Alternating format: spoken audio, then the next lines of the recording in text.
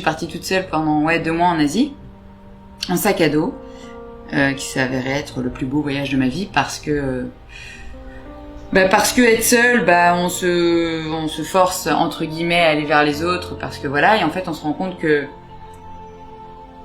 la rencontre avec des personnes qu'on ne connaît pas, qui sont dans la même dynamique que nous, c'est-à-dire voyager et aller à la rencontre de l'autre sans idée par derrière ni rien, c'est magnifique. J'ai fait des rencontres extraordinaires. En fait, on est ensemble pendant juste 10 jours par exemple, parce qu'après on voyage dans des endroits différents. Moi je partais après en Malaisie, d'autres au Vietnam. Donc pendant 10 jours on est un groupe soudé et en fait il y a des liens qui se forgent mais extrêmement forts, comme si ça faisait des années qu'on se connaissait. Et on est là juste pour s'apporter de l'amour, pour voyager et découvrir le monde ensemble. Moi quand j'étais au Myanmar, donc en Birmanie, c'est un pays qui m'a touchée parce que les gens ne sont que... Bon, c'était pas encore à l'époque où il y avait tous les soucis d'aujourd'hui, mais les gens ne sont que amour, quoi. C'est que de l'amour, quoi. Et c'est vrai que quand j'y suis allée, c'était pour dans une démarche de me retrouver, même si je ne savais pas trop ce que je cherchais sur place. Et j'ai été frappée, que ce soit par les habitants qui habitaient au Myanmar ou par les étrangers comme moi, avec qui je faisais connaissance. J'étais frappée de voir à quel point l'amour était présent partout, quoi. Ça puait l'amour, c'était impressionnant.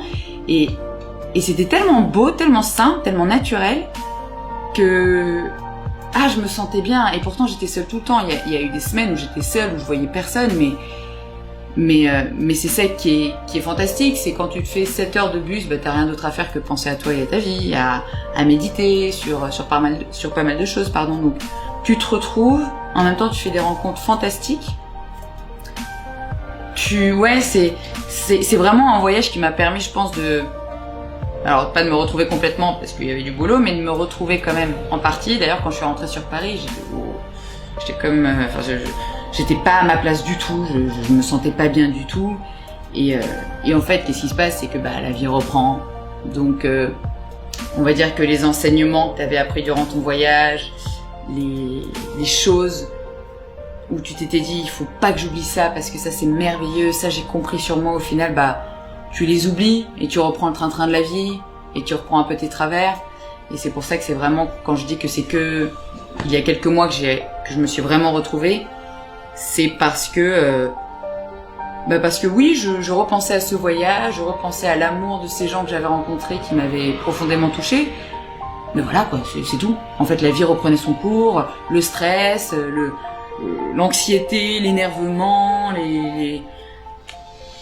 la vie parisienne, quoi. Et c'était aussi un travail, je pense, pas aussi profond que celui que je fais maintenant, du moins que j'ai commencé il y a quelques mois, qui lui est vraiment continu. Ça veut dire que j'essaye un peu de méditer tous les jours.